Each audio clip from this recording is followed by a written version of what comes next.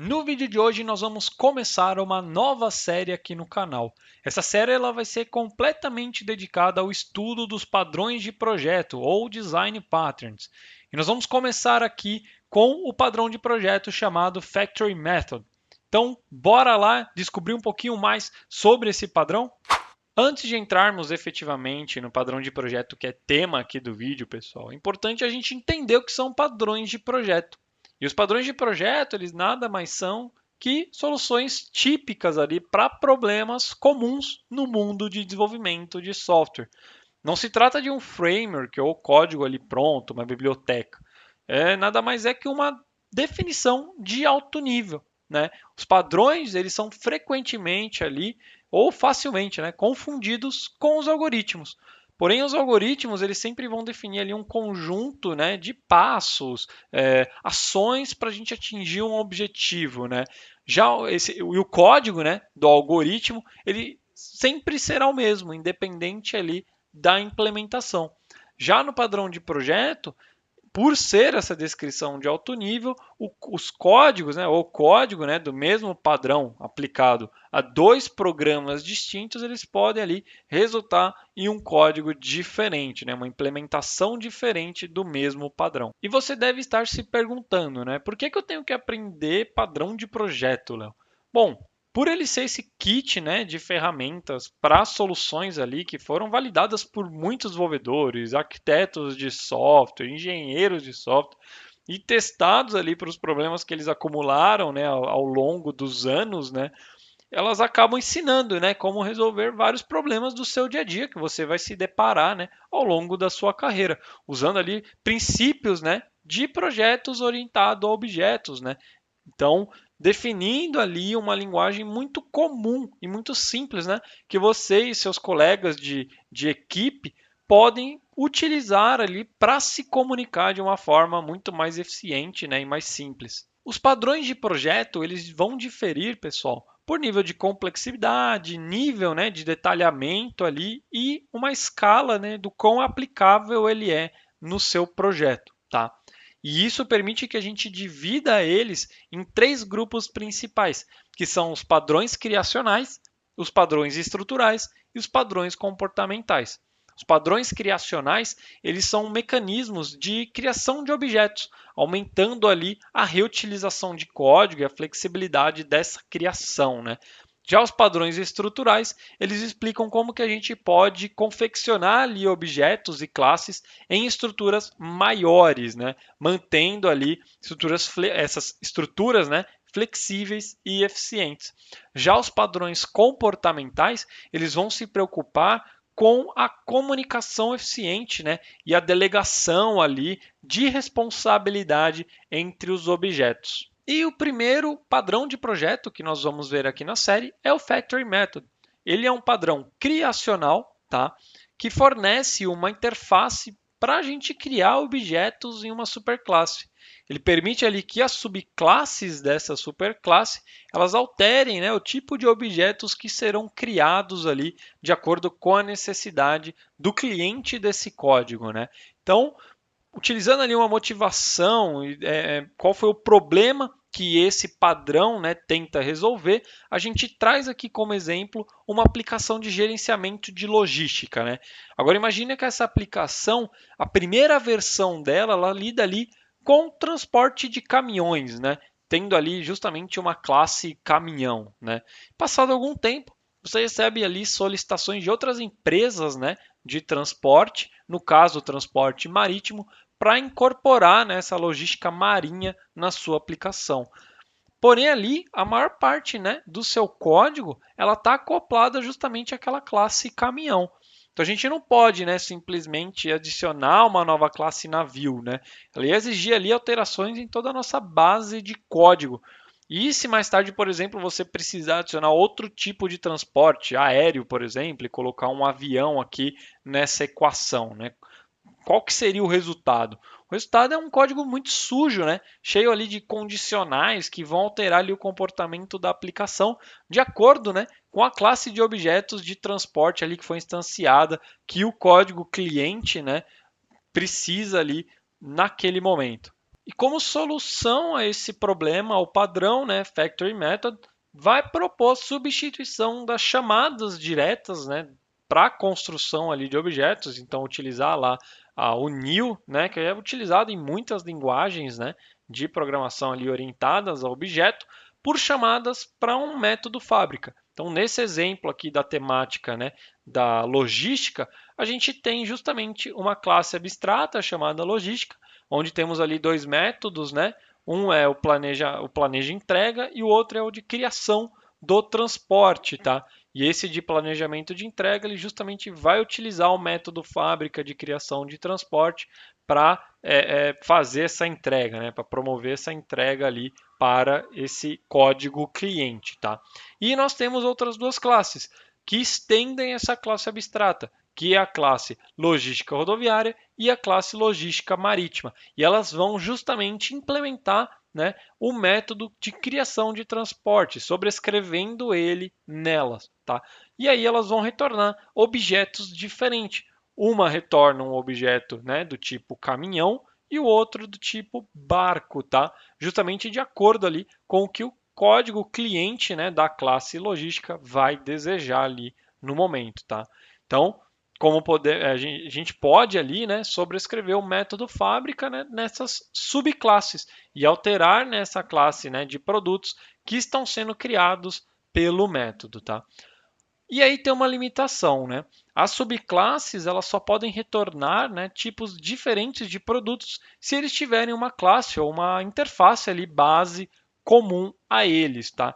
Então, o método fábrica ele deve ter, né, seu tipo ali de retorno declarado como essa interface, tá? Então, justamente esse método de criação ali de transporte, nesse caso, ele vai retornar, né, na sua assinatura lá de retorno transporte, tá? Ele não vai ter ali um retorno de caminhão, barco, não. Ele vai justamente de transporte. E aí é justamente essa interface, né, que vai tornar comum esses dois objetos, né, ali que são criados, né, o caminhão e o barco nesse exemplo nosso. Então essa interface ela tem um método ali entregar, né, e caminhão e barco, essas duas classes implementam essa interface. Então vão consequentemente implementar, né, o método entregar de acordo, né, com as regras ali aplicadas para cada tipo de transporte, né, caminhão ou barco, tá? Então, o código, né, que usa o método fábrica, né, o código cliente, ele não vai ver uma diferença entre, né, os produtos reais ali retornados pelas subclasses. Os produtos eles são tratados como um transporte, por isso aquela questão lá do retorno do método ser transporte, que é abstrato, né, ali nesse cenário, né, com um método ali entregar. Então ele sabe que ele pode chamar o transporte que vai ter um método entregar. Bom, pessoal, nós vamos começar a nossa implementação pelas classes de produto, tá legal? Eu já deixei pronto aqui o IntelliJ com um projeto, né, criado, um projeto bem simples criado aqui dentro dele, tá? Vamos criar primeiro então aqui o nosso pacote, o nosso novo pacote, que eu vou chamar aqui de Transport, tá? E dentro desse pacote nós vamos implementar primeiramente a interface, né? A interface chamada Transport, que é justamente essa aqui, né? Essa interface aqui, tá legal? E o que que essa interface ela vai ter? Ela vai ter justamente a declaração, né, do método de entrega, o método deliver, tá legal?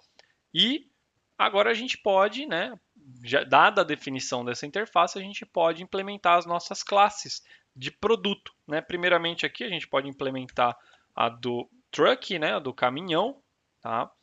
Essa aqui, ela vai implementar a interface transport, tá? E ela vai sobrescrever, né? A gente pode até utilizar aqui a dica, né? Que o IntelliJ nos fornece, né? De implementar o método delivery, tá? Deliver, na verdade, tá? E como que vai ser o deliver desse caminhão, né? Só para a gente simplificar aqui o exemplo, eu vou simplesmente colocar, né, um print e falar o seguinte, ó, entrega realizada de caminhão, para a gente conseguir diferenciar, né, esse produto, né, lá na hora que a gente executar pelo script principal, tá? E o próximo aqui é justamente o barco, né? Então Vamos criar aqui a classe do barco, né, do produto barco, que também vai implementar, né, o transporte, tá bom? E aí a gente vem aqui também, ó, e já implementa o método, né, sobrescrevendo ele, né? E aqui é a mesma coisa, né? Nós vamos fazer um system.out.println, né? E aí, como que a gente escreveu aqui? A gente escreveu entrega realizada de caminhão. Então, entrega realizada de barco. Bom, implementado, né, os nossos produtos, a gente agora parte para o método fábrica, né, começando com a classe abstrata, né, chamada logística, tá? Então vamos criar aqui mais um pacote, tá? Então novo pacote, né? Vamos chamar ele aqui de factory, tá? Esse pacote factory e ele vai ter uma classe chamada logistic, tá? Logistic, tá legal? Maravilha. E essa classe, ela vai ser uma classe abstrata, né? Nós vamos então declarar aqui dois métodos dentro dela. O método planDeliver, né, que é de planejamento ali da entrega, tá bom? Que vai ser utilizado pelo código de cliente, né? E o que que ele faz? Ele vai, né, criar ali um transporte, né? Não importa se é um caminhão, se é um barco, ele vai criar um transporte. Aí que vem aquela questão da gente deixar genérico, né? O produto ali que é utilizado pela classe da fábrica, né, do método fábrica. Tá? Então, nós vamos fazer a criação do transporte. Tá? Então, a gente precisa agora implementar esse método. Ou melhor, declarar, né, ele aqui. Ele também vai ser um método abstrato, né, ou seja, a ser implementado pelas classes que estendem, né, a classe de logística. Tá bom? Então, esse método justamente vai retornar um transporte, né, e ele se chama aqui create transport, tá bom?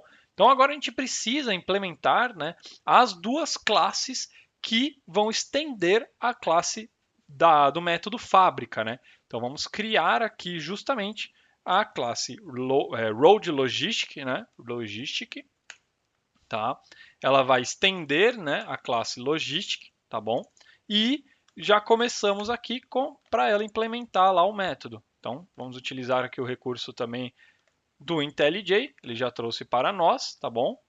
E o que a gente vai retornar aqui? A gente retorna, né, um novo caminhão, tá? Porque na classe, né, do modal, né, de rodoviária ali, da logística rodoviária, ela retorna um caminhão. O transporte é feito por um caminhão. O mesmo a gente precisa fazer, né, para a classe, né, de logística marítima, criar ela aqui e estender a classe abstrata logistic, né? Então, se logistic, tá?